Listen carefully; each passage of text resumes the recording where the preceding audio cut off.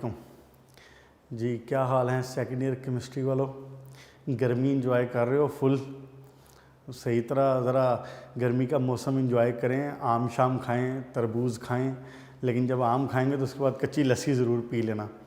और ये खाने पीने के बाद अपनी जो किताबें हैं केमिस्ट्री की वो खोल लें, बाकी वाला नॉलेज ज़रा एक डब्बे में बंद करके साइड पर रखें और आ जाएँ ज़रा अपने अंदर का जाबिर बिन हयान जगा के केमिस्ट्री की तरफ। और क्या हाल चाल हैं आपके? ठीक ठाक हैं? चलें, अल्लाह ताला आपको ठीक ही रखें। बेटा लास्ट टाइम हमने ऑक्सी एसिड्स ऑफ नाइट्रोजन शुरू किए थे।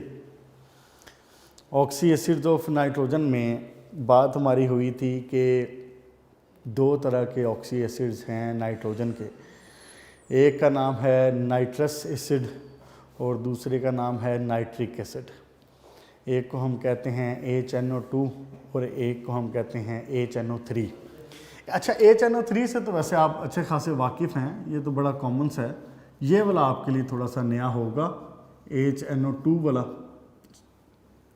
नाइट्रिक एसिड्स का तो आपने नाम पता सुना हुआ है अच्छे तरीके से, ऑक्सी एसिड्स ऑफ नाइट्रोजन। अच्छा, इसमें हमारी ये बात हो गई थी कि नाइट्रस एसिड का क्या रवैया है और नाइट्रस एसिड क्या करता फिरता है।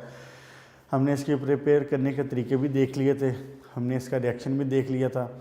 एक बड़ी इंपॉर्टेंट बात जो मैंने आपको रिएक्शन में बताई थी कि ये उन चंद एक एसिड्स में से ही है जो कि रिड्यूसिंग और ऑक्सीडाइजिंग दोनों प्रॉपर्टी रखते हैं। ये बात याद रखें, ये बात MCQs में पूछ लेता है, ये बात बोर्ड के MCQs के लिए भी इम्पोर्टेंट है और ये बात आपके एंट्री टेस्ट के लिए भी इम्पोर्टेंट है।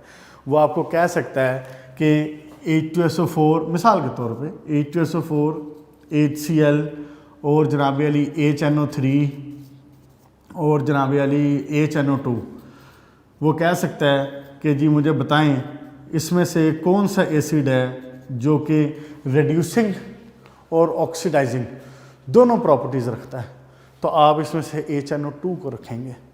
HNO2 वो एसिड है जो कि रिड्यूसिंग और ऑक्सीडाइजिंग दोनों प्रॉपर्टीज़ रखता है। इस पे हमारी ये बात भी हो चुकी थी। पेज नंबर 60 पे मैं हूँ और पेज नंबर 60 के लास्ट में मैंने आपको बता दिया था जो पॉइंट नंबर इसका 2 है, उसके बाद 4 है, 2 है और 3 है, जिसमें वो एज़ ऑक्सीडाइजिंग एजेंट फिर एज़ रिड्यूसिंग एजेंट दोनों के तौर पे काम करता है।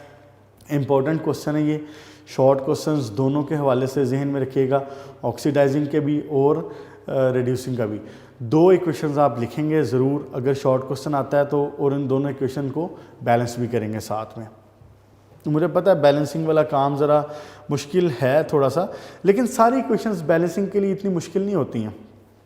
कुछ एक इक्वेशन जो ज़रा ज़्यादा कम्प्लेक्स ही हो जाए वो होती हैं, वरना नॉर्मली इक्वेशन आप कोशिश करें तो वो हो सकती हैं। उसको प्रैक्टिस करें आप, इंशाल्लाह ताला हो जाता है बैलेंसिंग का। बल्कि मैं किसी दिन पहले मेरे जहन में था, अभी इस पे हम चल रहे हैं सीक्वेंस वाइज, तो किसी दिन मैं थोड़ा सा टाइम निकाल के ना बैलेंसिंग इक्वेशन पे बात कर लूँगा, उसके ऊपर थोड़ी सी मैं बात कर लूँगा। अच्छा जी, उसके बाद बेटा हमारा एक और फिर मैंने आपको बताया था इंपॉर्टेंट एक शॉर्ट क्वेश्चन, ये पॉइंट नंबर 5 वाला जो है इसको भी ज़रूरी जहन में रखिएगा। अच्छा, पॉइंट नंबर 5 में भी ना एक बात टेक्निकल तरीके से ज़रा पूछ लेता है। वो पता है क्या कहता है? वो कह सकता है कि जी ये बताएं कि जब नाइट्रिक एसिड जो है वो यूरिया के साथ या नाइट्रिक एसिड जो है वो अमाइनो बेंजीन के साथ रिएक्शन करता है तो बताएं कौन सी गैस इमिट होती है। ऐसी बात एंट्री टेस्ट में पूछ सकता है। तो आप अब देखिए ना, उसने यहाँ पे उसने आपको इक्वेशन दी हुई है और उसने कोई ऐसे मेंशन नहीं किया अलग से कि ये बात यूँ पूछी जा सकती है ऐसे है, लेकिन एंट्री टेस्ट में वो इसी तरह की बातों को थोड़ा सा घुमा के पूछ लेता है। तो ऑब्वियसली फिर आप उसमें से सिलेक्ट कर लेंगे कि नाइट्रोजन गैस है। इसके केस में, यूरिया के केस में कार्बन डाइऑक्साइड भी है, ये फिर आप ऑब्वियसली डिसाइड करेंगे आपको जो मौजूदा ऑप्शंस हैं उनके लिहाज से कि क्या उसने ऑप्शंस दिए हुए। ओके जनाब, उम्मीद है यहाँ तक आपने सारे मामला क्लियर कर लिए होंगे मेंटली। आए अब हम आज का टॉपिक शुरू करते हैं और वो टॉपिक है आपका नाइट्रिक एसिड। और नाइट्रिक एसिड की प्रिपरेशन देखेंगे और नाइट्रिक एसिड के रिएक्शन देखेंगे और ये देखेंगे कि नाइट्रिक एसिड इम्पोर्टेंट क्यों है। एक्चुअली ना ये जो नाइट्रिक एसिड है ना HNO3, ये इंडस्ट्री में काफ़ी इंपॉर्टेंट है। लैब्स में तो है ही है, लैब्स में हम अक्सर इसको रिएक्शंस में इस्तेमाल करते हैं, लेकिन ये इंडस्ट्री के लिहाज से बड़ा इंपॉर्टेंट है, कमर्शियली बड़ा इंपॉर्टेंट है। बहुत सारे रीजेंट हैं जो इससे बनते हैं। और फिर एक और बहुत बड़ी बात जो है, फर्टिलाइज़र में इसका इस्तेमाल है। फर्टिलाइज़र प्रोड्यूस करने के लिए ना कैल्शियम फॉस्फेट की जो फर्टिलाइजर्स आप देखेंगे भी आगे जाके 15 चैप्टर में, वहाँ पे नाइट्रिक एसिड इस्तेमाल होता है। फिर उसके बाद एक और इसका बहुत बड़ा जो इस्तेमाल है वो एक्सप्लोसिव में, धमाका खेज मवाद बनाने के लिए इस्तेमाल होता है। आप में से जो बच्चे गेम खेलते हैं तो शायद उनकी नज़र से ये गुजरा हो, TNT का वर्ड, वो अक्सर होता है ना, एक डब्बा सा बनाया होता है और मुझे याद पड़ता है उसके ऊपर यूं करके लिखा होता है उन्होंने TNT, कि जी ये एक्सप्लोसिव है, गेम में इस्तेमाल शो करते हैं वैसे। ट्राई नाइट्रोटोलिन तो बड़ा कॉमन एक्सप्लोसिव है ये। फिर इसके अलावा और भी इसके इस्तेमाल है, वार्निशेस में इस्तेमाल होता है, डाइज में इस्तेमाल होता है। तो इस लिहाज से इसकी कमर्शियल इंपॉर्टेंस बहुत है। पहले हम एक इक्वेशन देखते हैं कि ये लैब में कैसे प्रिपेयर किया जाता है। लैब में आपको पता है हमें महदूद पैमाने पे चाहिए होता है, हमें सिर्फ एक थोड़े से किसी रिएक्शन के लिए चाहिए होता है, कोई ज़्यादा नहीं चाहिए होता। तो उसको देखते हैं कि वो कैसे प्रिपेयर होता है, उसके बाद फिर हम इसके इंडस्ट्रियल प्रेपरेशन पे आते हैं। अच्छा, लैब वाला तो बड़ा आसान है, पोटाशियम नाइट्रेट लें और उसमें से सल्फ्यूरिक एसिड का रिएक्शन करवा दें, इसको थोड़ा सा हीट करें और HNO3 तैयार। पोटाशियम नाइट्रेट, इसका रिएक्शन करवा दें सल्फ्यूरिक एसिड के साथ। वैसे भी ये गर्म हो जाता है, लेकिन थोड़ा सा इसको हीट भी कर दें साथ। दो चीज़ें आपके पास बनती हैं, पोटाशियम हाइड्रोजन सल्फेट और साथ में HNO3। ये आपके काम की चीज़, ये हो गया लैब में प्रिपरेशन इसके। अब आ जाएं आप, सिंपल सी बात है, सिंपल सी इक्वेशन है, छोटी सी जहन में रख लें। अब आए जनाब अली आप इसकी कमर्शियल प्रिपरेशन के ऊपर। कमर्शियल प्रिपरेशन के लिए ऑब्वियसली हमें पूरा एक सेटअप लगाना पड़ता है, और आप पेज नंबर 61 के ऊपर देख सकते हैं कि इसने पूरी डायग्राम इसकी बनाई हुई है। मैं डायग्राम थोड़ी सी कोशिश करता हूँ कि एक स्केच बना दूँ सामने, ताकि बात करने में आसानी हो जाए। ये देखें जनाब, यहाँ पे पहले एक चैम्बर है जिसके अंदर हम नाइट्रोजन को और ऑक्सीजन का आपस में रिएक्शन करवाएंगे। अच्छा, यहाँ पे एक बात याद है आपको, नाइट्रोजन ऑक्साइड NO जब हमने पीछे पढ़ा था तो उस वक्त मैंने आपको कहा था कि ये वाला जो एक प्रोसेस है ना, ये आगे इस्तेमाल, मुझे ज़रा जल्दी से जहन में सोच के बताएं तो सही कि नाइट्रोजन ऑक्साइड प्रिपेयर करने के कौन से दो तरीके थे। दो तरीके जो मैंने आपको पूरा कॉलम बना के बताए थे, N2O, NO, NO2। पहले कॉलम में क्या था, जो जिस बच्चे के जहन में आ गया वो अपने आप को शाबाश दे ले खुद ही। मैं बता देता हूँ, पहले कॉलम में आपने जिंक का रिएक्शन करवाया था डाइल्यूट नाइट्रिक एसिड के साथ और आपने N2O प्रिपेयर की थी। फिर आपने कॉपर का रिएक्शन करवाया था डाइल्यूट नाइट्रिक एसिड के साथ। फिर आपने कॉपर का रिएक्शन करवाया था कंसनट्रेटेड नाइट्रिक एसिड के साथ। मैं बात कर रहा हूँ इस वक्त सेंटर वाली की, NO की, जिसमें कॉपर का डाइल्यूट नाइट्रिक एसिड के साथ रिएक्शन करवाया था। उसमें दूसरा एक मेथड आपने पढ़ा था और मैंने उस वक्त आपको बताया था कि ये method commercial preparation of nitric acid में इस्तेमाल होगा। और वो क्या था, वो था नाइट्रोजन और ऑक्सीजन का आपस में direct reaction and it will form NO। और ये रिएक्शन होगा कैसे, जो अहम बात है, ये रिएक्शन होगा जनाब अली इलेक्ट्रिक आर्क की मौजूदगी में, यानी कि यहां पे करंट प्रोवाइड किया जाएगा। नाइट्रोजन और ऑक्सीजन गैसेस आप इस चैम्बर में इंसर्ट कर देंगे, इस चैम्बर में इंसर्ट कर देंगे और उसके बाद अहम जो बात है, यहाँ पे you have to provide electric current. Electric current के थ्रू आप अराउंड 3000 डिग्री सेंटीग्रेड इसको प्रोवाइड करते हैं। यहाँ पे अच्छा खासा हाई टेम्परेचर है, 3000 डिग्री सेंटीग्रेड। जब आप इसको ये प्रोवाइड करते हैं तो उसके बाद NO गैस जो कि प्रोड्यूस हो गई इस चैम्बर के अंदर, इस गैस को इमीडिएटली कूल किया जाता है। कूलिंग इसकी क्यों ज़रूरी है, कूलिंग इसकी इसलिए ज़रूरी है कि अगर ये इसको कूल ना किया जाए तो हाई टेम्परेचर पे डिकम्पोज हो जाती है दोबारा। अच्छा जी, जब आप इसको कूल करते हैं तो मैं यहाँ पे एक छोटा सा कूलर लगा देता हूँ और इसका टेम्परेचर कोई 3000 डिग्री सेंटीग्रेड से रिड्यूस करते हैं हम और इसको ले आते हैं कोई 1000 डिग्री सेंटीग्रेड पे। Below 1000 degree centigrade nitrogen oxide decompose नहीं होती। ओके जनाब, यहाँ से ये हो गया। उसके बाद ये हो गया, कूलर आपका नेक्स्ट चैम्बर में जाता है जहाँ पे इसको दोबारा ऑक्सीजन के साथ रिएक्शन करवाया जाता है और यहाँ पे NO plus oxygen it will form, क्या बनेगा,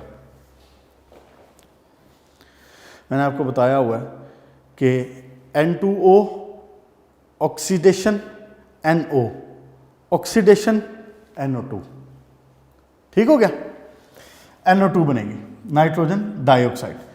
अच्छा जनाब, ये टेम्परेचर, इस यहाँ पे टेम्परेचर रखा जाता है कोई 600 डिग्री सेंटीग्रेड, 600 डिग्री सेंटीग्रेड पे ये रिएक्शन होता है। ओके, ये भी बन गया। उसके बाद जो NO2 गैस बनी ये फर्दर आगे जाती है। इस चैम्बर में क्या होता है कि यहाँ पे वाटर स्प्रे किया जाता है इसके ऊपर। यहाँ से मैं निशान लगा देता हूँ वाटर स्प्रे का। अच्छा जी, यहाँ से जब ऊपर ये देखें ना, यहाँ से नीचे से गैस ऊपर आती है, ये गैस ऊपर को मूव करेगी और ऊपर से क्या आ रहा है, वाटर आ रहा है। तो ऑब्वियसली जब नीचे से गैस जा रही है, ऊपर से पानी स्प्रे किया जा रहा है, स्प्रिंकल किया जा रहा है, तो फिर उसके अंदर डिजॉल्व होती है। जब ये डिजॉल्व होती है तो ये बनाती है NO2 प्लस वाटर, ये बनाती है HNO2 एंड HNO3, दोनों चीज़ें। आसान है, कोई मुश्किल नहीं, लेकिन इम्पोर्टेंट है। आपको बताया था मैंने कि आपका ये जो ईयर था 2020 जो चल रहा है, इसमें से लॉन्ग क्वेश्चन आना था। तो एन मुमकिन है कि आपके ईयर में जब आपने अपीयर होना है 2021 में, तो वो लॉन्ग क्वेश्चन इसमें से दोबारा दे दे। तो ये इंपॉर्टेंट है लॉन्ग क्वेश्चन के हवाले से। अच्छा, अगर ये लॉन्ग क्वेश्चन आता है ना, तो ऑब्वियसली आप पूरा जो बातें हैं पूरी हेडिंग्स के साथ पूरे पोर्शंस बना के इस चैम्बर की अलग बात करेंगे, कूलर की अलग बात करेंगे, ऑक्सीडेशन की यहाँ अलग बात करेंगे, फर्दर इसके बाद जो वाटर के साथ एब्जॉर्बेंस करवा रही है इसकी अलग बात करेंगे। इस तरह के सारे क्वेश्चंस में 1 नंबर डायग्राम का होता है।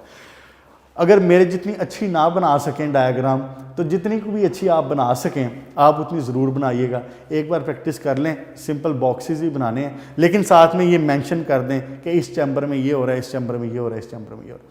ये बात भी कर सकते हैं, इस तरह से भी कर सकते हैं। और दूसरा तरीका, जैसे उसने बुक में लिखा हुआ है कि फॉर्मेशन ऑफ नाइट्रिक ऑक्साइड पहले बना दिया है, उसके बाद कूलिंग कर दी है, उसके बाद दोबारा उसकी ऑक्सीडेशन, जो इसने पॉइंट 1 2 3 4 बना के लिखे हुए हैं ना, इनको हेडिंग्स के सूरत में भी लिख सकते हैं।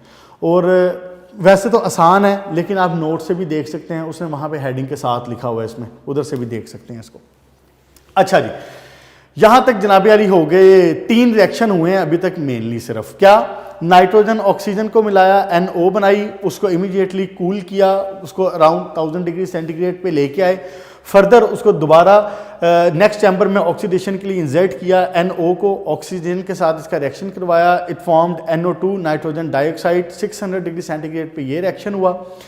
इसके बाद नाइट्रोजन डाइऑक्साइड जो बनी थी उसको उठा के पुश किया नेक्स्ट चैम्बर में, उस चैम्बर में हमने वाटर का स्प्रे करवाया, ऊपर से वाटर स्प्रिंकल हो रहा है, स्प्रे हो रहा है वाटर, जैसे एक शावर सा होता है, शावर की तरह उसको किया जाता है, और नीचे से गैस इंजर्ट की जा रही होती है। तो ऑब्वियसली जब वो इन कॉन्टैक्ट आते हैं तो वो आपस में डिजॉल्व होते हैं, फिर उसकी वजह से ये रिएक्शन हुआ, NO2 वाटर, HNO2 HNO3। अच्छा, यहाँ पे ना इस रिएक्शन में एक बात याद आ गई, आपने फर्स्ट ईयर में डिस्पोर्शनेशन रिएक्शन का नाम सुना?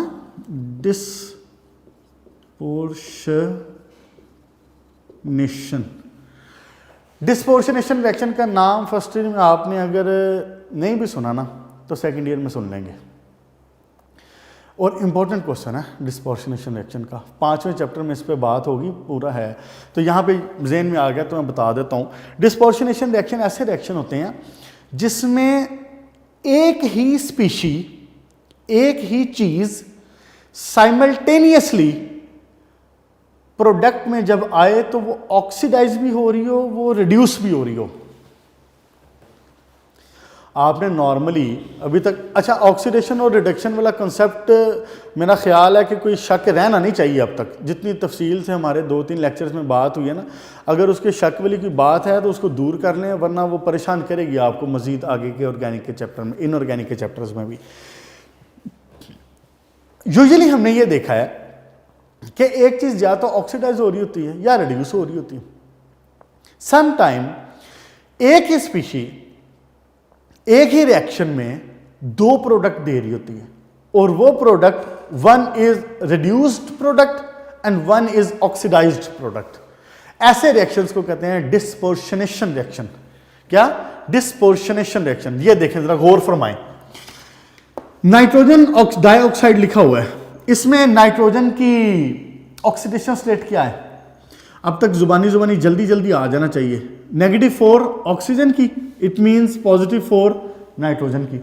यहां पे नाइट्रोजन की +4 है। ओके, नेक्स्ट में देखें जरा, यहां पे ऑक्सीजन की है जनाब अली -2, और यहां पे इसकी क्या नाम है, ये नाइट्रोजन की है यहां पे +1, इसकी भी +1 है ना, सॉरी गलत हो गया, -2 2 है ना, -2 एक ऑक्सीजन की है, -4 हो गई। अच्छा, हाइड्रोजन की होती है +1, तो बैलेंस करने के लिए नाइट्रोजन शुड हैव +3, ऐसे ही। ठीक, इसको देखें जरा, ऑक्सीजन की -2, 3 ऑक्सीजन की होगी -6, हाइड्रोजन की +1, नाइट्रोजन मस्ट कैरी +5, ऐसे ही। यहां पे नाइट्रोजन की ऑक्सीडेशन स्टेट +5, यहां पे नाइट्रोजन की ऑक्सीडेशन स्टेट +3। बात शुरू कहां से हुई है, चली कहां से है? +4 से। मींस +4 से +3 हुआ है, तो इसने 1 इलेक्ट्रॉन गेन किया है, ऐसे ही है ना। 4 की कमी थी, +4 मतलब 4 की कमी थी, यहां 3 की कमी है, means in the process 1 gain हुआ है, तो गेन इज रिडक्शन, GR। ठीक हो गया, इट मींस कि यहां हुई रिडक्शन। ओके, इसको देखें, +4 थी, +5 हुई, 1 इलेक्ट्रॉन लूज हुआ, तो लॉस इज ऑक्सीडेशन। आपने देखा है कि एक ही रिएक्शन के अंदर दोनों काम हुआ, ऑक्सीडेशन भी हुई है और रिडक्शन भी हुई है। ऐसे रिएक्शंस को कहते हैं डिस्पोर्शनेशन रिएक्शन। अच्छा जी, एनीवे, ओके, यहां तक तो मामला हो गया हमारा हल। HNO2 यहां पे हमें मिल गया, HNO2 और HNO3 2 चीजें यहां मिली ना, तो HNO3 तो हमारे काम की ये चीज है, नाइट्रिक एसिड, ये तो हो गया प्रिपेयर। उसके बाद जो HNO2 है ना, ये फर्दर खुद से ही डीकंपोज होता है, ये डीकंपोज होता है और ये बना देता है HNO3 और साथ में नाइट्रोजन ऑक्साइड और साथ में वाटर। ठीक हो गया। ये जो नाइट्रोजन ऑक्साइड बनी है, इस नाइट्रोजन ऑक्साइड को दोबारा यहाँ पे यूज़ कर लेंगे, दोबारा इसको रिएक्शन में इंजर्ट कर देंगे और हमारी जो प्रोडक्ट है नाइट्रिक एसिड उसमें इजाफा हो जाएगा। जो HNO3 बना था ये लिक्विड फॉर्म में हमें यहाँ पे हासिल हो गया, ये HNO3 यहाँ पे हमें हासिल हो गया। ऑल ओकेज, कोई मुश्किल नहीं है इसमें। अब आए जनाब अली इसके रिएक्शंस के ऊपर। अच्छा, प्रॉपर्टीज़ भी एक नज़र देख लें, बहुत कोई वैसे ख़ास बात नहीं है, लेकिन ना इसकी ये जो बात है ना स्पेसिफिक ग्रेविटी वाली, पेज नंबर 62 पे मैं बात कर रहा हूँ इस वक्त, properties of nitric acid. Specific gravity इसकी जेन में रख लीजिएगा, 15 डिग्री सेंटीग्रेड पे 1.53 होती है, बस, बाकी कोई ख़ास बात नहीं। ओके जी, अब आ जाए जनाब अली रिएक्शंस के ऊपर। रिएक्शंस में इंतहाई आसान बातें हैं सारी, दिखने में बड़े खौफनाक से और डेंजरस से लग रहे हैं कि जैसे पता नहीं क्या वो हो जाएगा, लेकिन एक्चुअली इनमें कोई ऐसी कोई मसले वाली बात है नहीं है। देखें ज़रा, रिएक्शन जहाँ पे भी हम डिस्कस करते हैं, हम एक रिएक्शन तो यूजुअली देखा करते हैं कि डीकम्पोजिशन क्या होती है। अच्छा जी, सिंपल सी बात है, वो देख लेंगे। उसके बाद फिर एक रिएक्शन देखते हैं जिसमें हम एसिड है ना ऑब्वियसली, तो बेस के साथ तो रिएक्शन देखेंगे, फिर हम देखेंगे कि मेटल्स के साथ नॉन मेटल्स के साथ क्या रिएक्शन होता है। बस इतनी सी कहानी है। ये 2 पेजेस के अंदर जो खौफनाक से अंदाज में 1700 रिएक्शन लिखे हुए हैं इनमें कुछ भी नहीं है मुश्किल। बात को फॉलो करें, जिस तरह से मैं समझाने की कोशिश कर रहा हूँ उस तरह से समझें, इंशाल्लाह ताला ऐसे इसकी समझ आ जाएगी। देखें जी, सबसे पहले पेज नंबर 62 पे हूँ। सबसे पहले इसका वो देखें, डीकम्पोजिशन देखें ज़रा इसकी।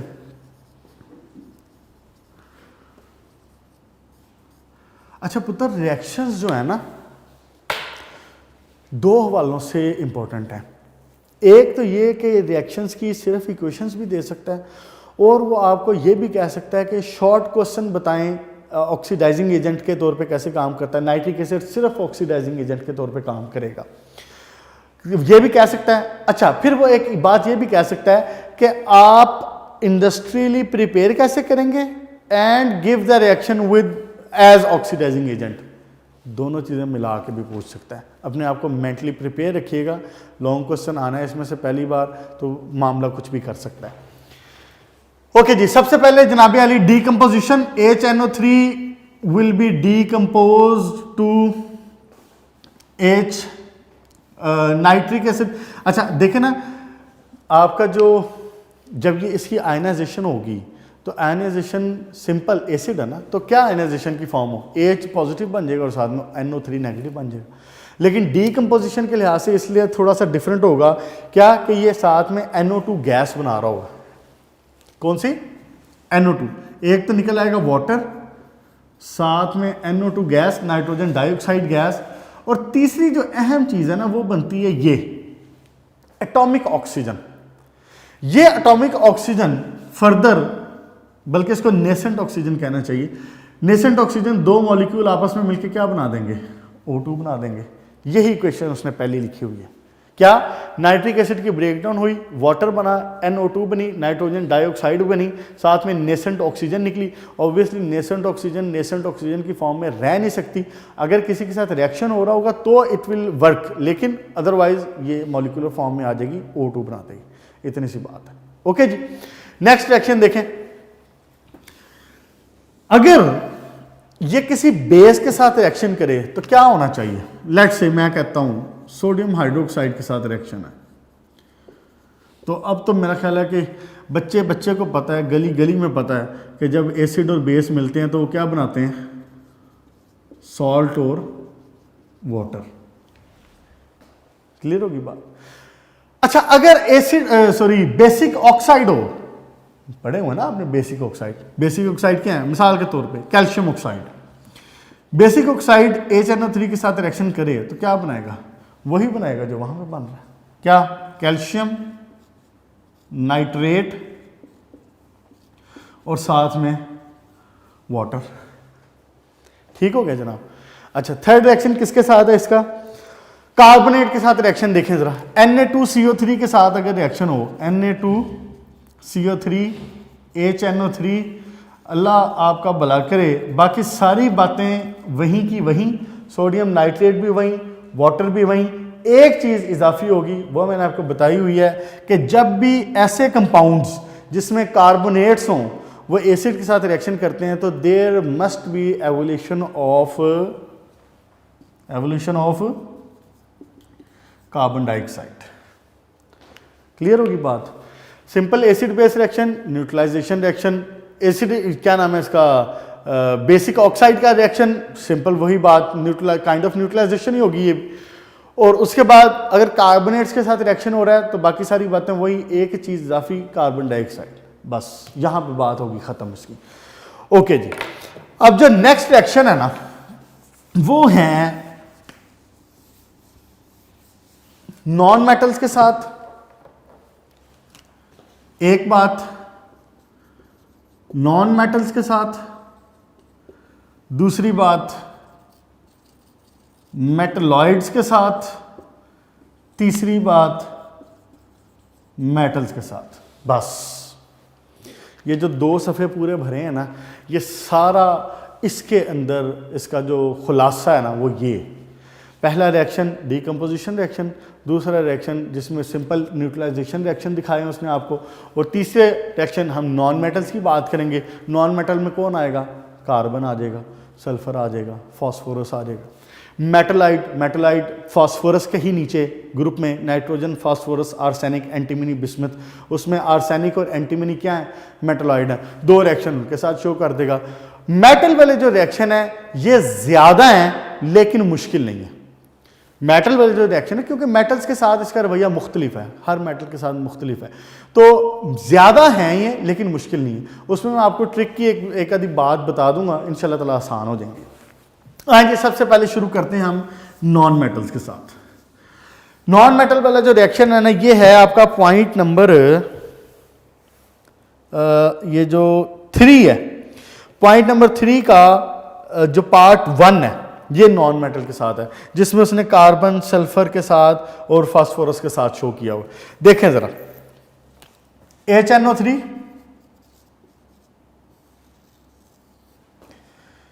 एक रिएक्शन कार्बन के साथ, दूसरा रिएक्शन फास्फोरस के साथ, तीसरा रिएक्शन सल्फर के साथ, तीनों के तीनों सेम, तीनों के तीनों सेम। देखें जरा, इसके साथ जब रिएक्शन करेगा ना तो इसने बनाना है NO2 गैस साथ में वाटर, NO2 गैस साथ में वाटर, NO2 गैस साथ में वाटर, तीनों में से डिफरेंस क्या है? इसके केस में यह बना देगा साथ में कार्बन डाइऑक्साइड गैस। इसके केस में फास्फोरस है ना, तो फास्फोरस के साथ मिलके H3PO4 बनेगा। अगर आप नोटिस करें ना, अगर आप गौर फरमाएं तो इसके अंदर भी पहले P2O5 ही बनेगा, जैसा कि कार्बन का ऑक्साइड है, इसके केस में भी फास्फोरस का ऑक्साइड ही बनेगा। वो फास्फोरस का ऑक्साइड पानी में डिसॉल्व होके H3PO4 बना देगा। समझ आ गई बेटा बात? फर्क कुछ भी नहीं है तीनों में। इसके अंदर भी देखें कि इसमें क्या होना चाहिए, जैसे इसके कार्बन का ऑक्साइड बना है ना, इसमें भी सल्फर का ऑक्साइड ही बनना है, बनना सल्फर का ऑक्साइड ही है। ये सल्फर का ऑक्साइड वाटर में डिसॉल्व होगा तो क्या बनेगा, H2SO4। इवेंचुअली पहले SO3 बना देगा, फिर H2SO4 बना देगा। इसलिए मैं इसको यहां पे डायरेक्टली लिख लेता हूं H2SO4। बात समझ आई? अब चूंकि उसने बुक में ऐसा लिखा हुआ है ना, इसलिए आप भी ऐसे ही लिख दें, वरना यहां पे भी फर्दर H2CO3 भी बनती है। इसमें भी पहले P2O5 बना था, वाटर में डिसॉल्व होके H3PO4 बना, H2SO4 बना। क्लियर होगी बात? अच्छा, अब ना इंटरेस्टिंग बात एक और देखें, कार्बन कौन से ग्रुप का एलिमेंट है? चौथे का। इसको बैलेंस करने के लिए बता रहा हूं। कार्बन कौन से ग्रुप का एलिमेंट है? चौथे का। तो इसकी इक्वेशन के लिए ना यहां पे साथ लगा देंगे 4, याद रखने के लिए बता रहा हूं। फास्फोरस कौन से ग्रुप का एलिमेंट है? 5वें का। इसकी इक्वेशन के लिए यहां पे लगा देंगे साथ 5। सल्फर कौन से ग्रुप का एलिमेंट है? 6ठे का। इसकी इक्वेशन के लिए यहां पे लगा देंगे साथ 6। बस, बाकी फिर बाकी बैलेंस कर लीजिएगा। 4 इसके लिए लग गया, 5 इसके लिए लग गया, 6 इसके लिए लग गया, बाकी बैलेंसिंग फिर आसानी हो जाएगी आपको। क्लियर? इसको देखने चाहे पॉइंट नंबर 3(1) में, 3 का जो पार्ट 1 है। ठीक हो गया? अब आए मेटलॉइड्स के ऊपर, यहीं से बात चलाता हूं। देखें जरा, सारे के सारे जो है ना इसके प्रोडक्ट वो एक दूसरे से रेलेवेंट ही हैं, थोड़ा सा फर्क होता है बस मामूली सा, उसी को आइडेंटिफाई करना है। देखें मेटलाइड कौन कौन है? मेटलाइड है जनाब अली आर्सेनिक, मेटलाइड है जनाब अली एंटीमनी। सेम वही चीज, क्या बना था? NO2 water, NO2 water. अच्छा, फास्फोरस आर्सेनिक और एंटीमनी कौन से ग्रुप के एलिमेंट है? 5वें के ना, nitrogen, phosphorus, arsenic, antimony, bismuth, 5वें के। फास्फोरस ने मिलके क्या बनाया था इसके साथ? अभी जब मैंने यहां पे लिखा था, अभी यहां पे लिखा था, क्या बनाया था? H3PO4। सेम बात, H3 ASO4, H3SbO4। आपने नॉर्मली ये देखे नहीं है, इसलिए थोड़ा सा देखने में अजीब आपको लग रहे होंगे, वरना है वही चीज़। जैसे H3PO4 बना था, H3ASO4, H3PO4 बना था, H3SbO4। इसको कहते हैं आर्सेनिक ऑक्साइड, इसको कहते हैं एंटीमोनिक ऑक्साइड। क्या कहते हैं? एंटीमोनिक, सॉरी ऑक्साइड नहीं, एसिड। H3PO4 को क्या बोलते हैं? H3PO4 को क्या बोलते हैं? Phosphoric acid. तो एंटीमोनिक एसिड, आर्सेनिक एसिड। बुक में नाम नहीं लिखा हुआ तो याद रखने के लिए ज़हन में रख लें इसको। क्लियर हो गया जी? ओके, पॉइंट नंबर आपका जनाब अली 2 भी हो गया, ऐसी है। ओके, अब आ जाएं आखिरी बात, और वो है मेटल्स की बात, रिएक्शन विद मेटल्स। पुत्र यहां पे ना एक बात थोड़ी सी ज़हन में रखनी है। क्या?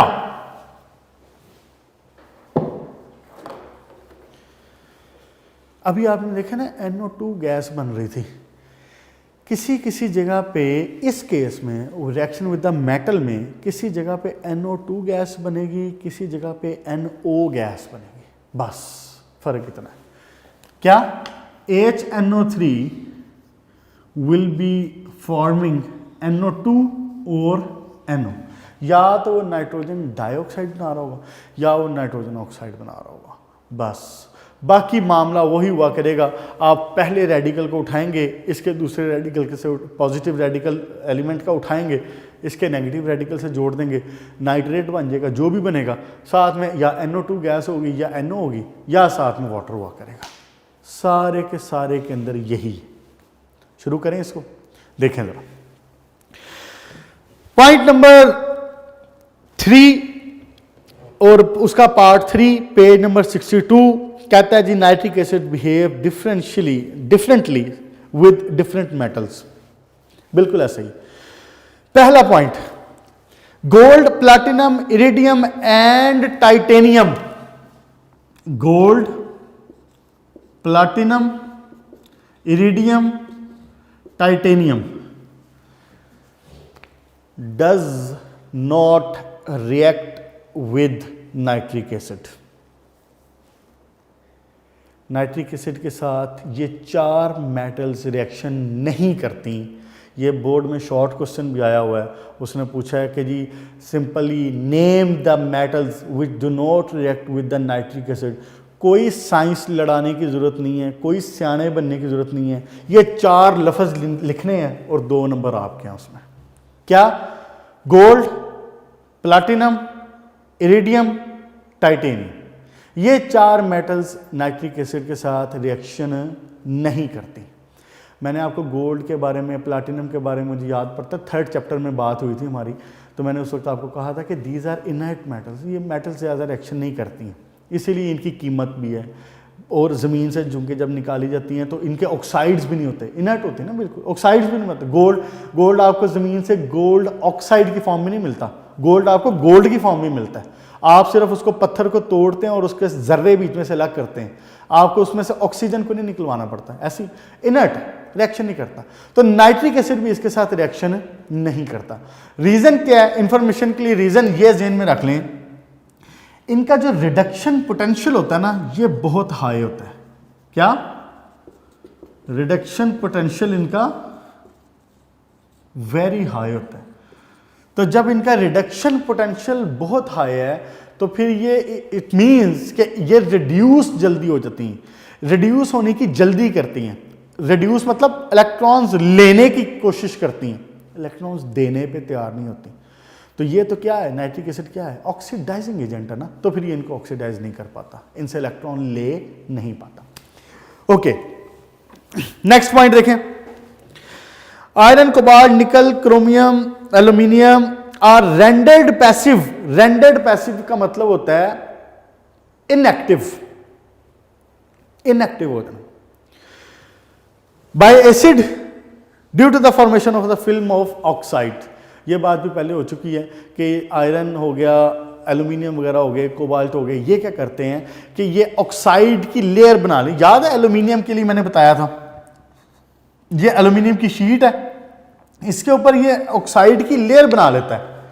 तो जब इसके ऊपर ऑक्साइड की लेयर बना लेता है यहां पे, तो फिर ये इसके साथ रिएक्शन फर्दर नहीं कर पाता। जब रिएक्शन नहीं कर पाता तो इसीलिए यहां पे हमने वर्ड यूज किया रेंडेड पैसिव, कि शुरू में रिएक्शन करता है मामूली सा, थोड़ा सा रिएक्शन करता है, लेकिन जैसे ही ऑक्साइड की लेयर बन जाती है तो फिर पैसिव हो जाता है, फिर इनएक्टिव हो जाता है।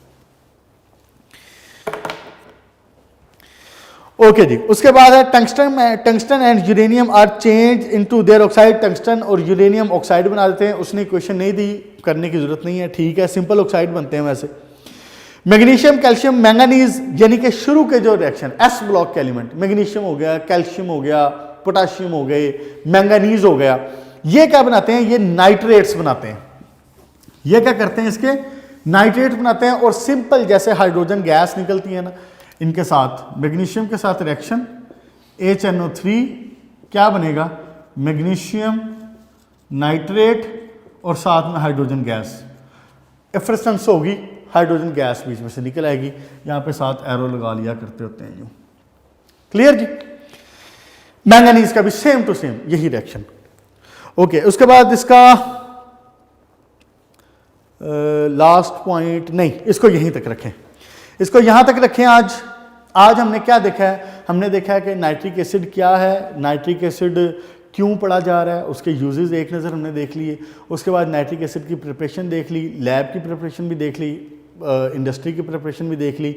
ये वैसे इंडस्ट्री का प्रिपरेशन का ओल्ड तरीका है, अब ये तरीका इस्तेमाल नहीं होता। इंशाल्लाह नेक्स्ट लेक्चर में बात करूंगा इस पर। तो उसके बाद फिर हमने देखा कि रिएक्शंस में क्या है। रिएक्शंस में हमने देखा कि मेनली पूरे के पूरे रिएक्शंस को डिवाइड किया जाए तो 4-5 टाइप ऑफ रिएक्शन बनते हैं। एक, उसकी डीकम्पोजिशन सिंपल, उसके बाद उसका बेसिक के साथ रिएक्शन, बेसिस के साथ, फिर उसका नॉन मेटल्स के साथ रिएक्शन, मेटलॉइड के साथ रिएक्शन, और मेटल हमने अभी स्टार्ट करना है तफसील से, अभी इंशाल्लाह ताला मज़ीद चलेगा। ये नॉन मेटल वाला और मेटलॉइड वाला हो चुका है। मेरा नहीं ख्याल इसमें कोई मुश्किल है, प्रैक्टिस करें आराम से, ध्यान से, और इंशाल्लाह ताला ये हो जाएगा, कोई मुश्किल नहीं होगी। अपना ख्याल रखिएगा, यहाँ तक इजाज़त दें, इंशाल्लाह ताला फिर मुलाकात होगी। Good luck.